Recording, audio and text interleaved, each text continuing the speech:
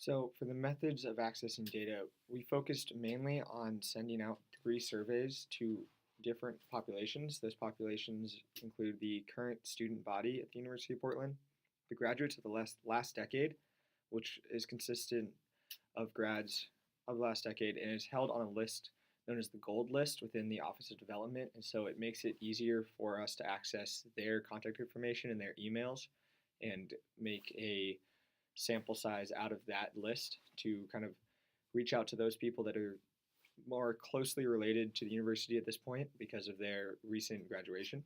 And finally, donors of the 2015-2016 fiscal year. And so, with each population, we're trying to answer a different question pertaining to bringing back a football program. With the student body, we're really looking for whether or not students are engaged in college football overall and if they're willing to support a football program and attend the football games in the same manner that they've embraced the soccer teams up until this point.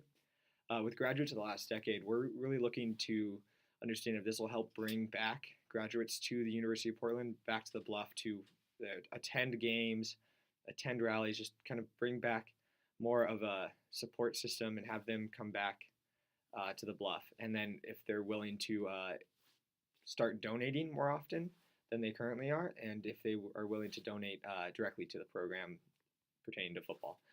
With donors, we're looking to see if they're willing to increase their donation amounts and if they're willing to donate to specific funds when it comes to the football program, whether they're willing to donate to building the new football stadium or donating to scholarship funds that will go directly to football players. So we're just really trying to see if they're willing to increase their donations to the university in order to kind of cover the costs that it currently takes to hold a football program at such a small university.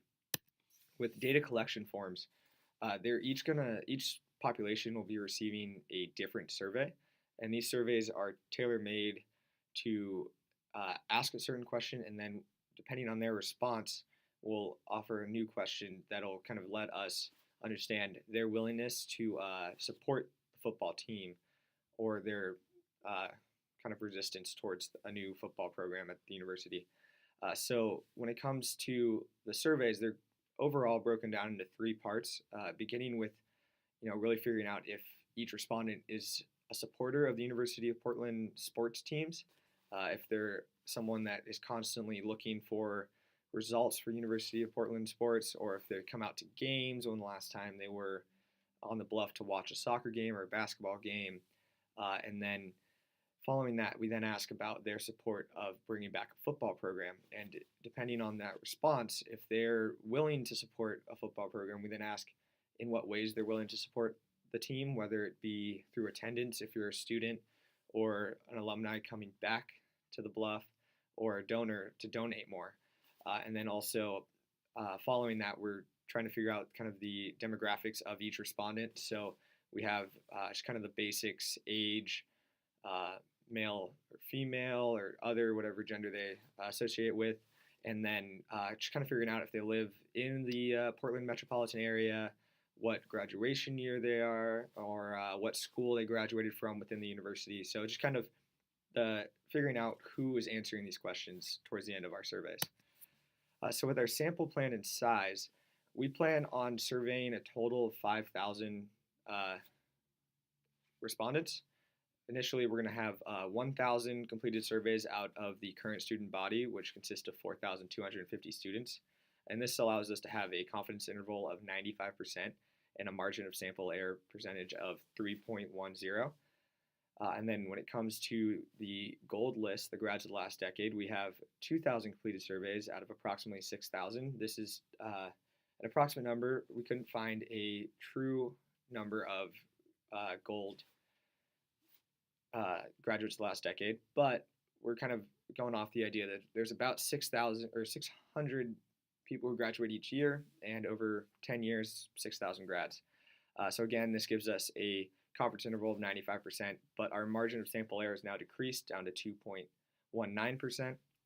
And with the same number of completed surveys for donors, although we have a larger population to pull from, and that's going to be 7,515 donors, And so that again gives us the same confidence interval and sample error percentage. We're going to be using systemic random sampling. This is best for when you have a list. It's more efficient and more cost effective as a way to kind of produce our sample out of these populations.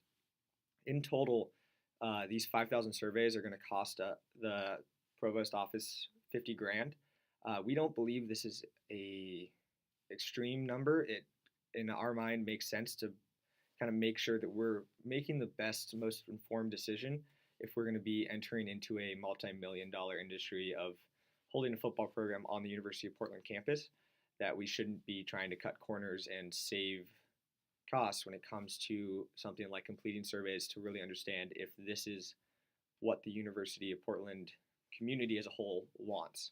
And so that's why we feel that 5,000 surveys is a good number, and it'll give us a complete representative answer to the question of whether or not UP should have a football program.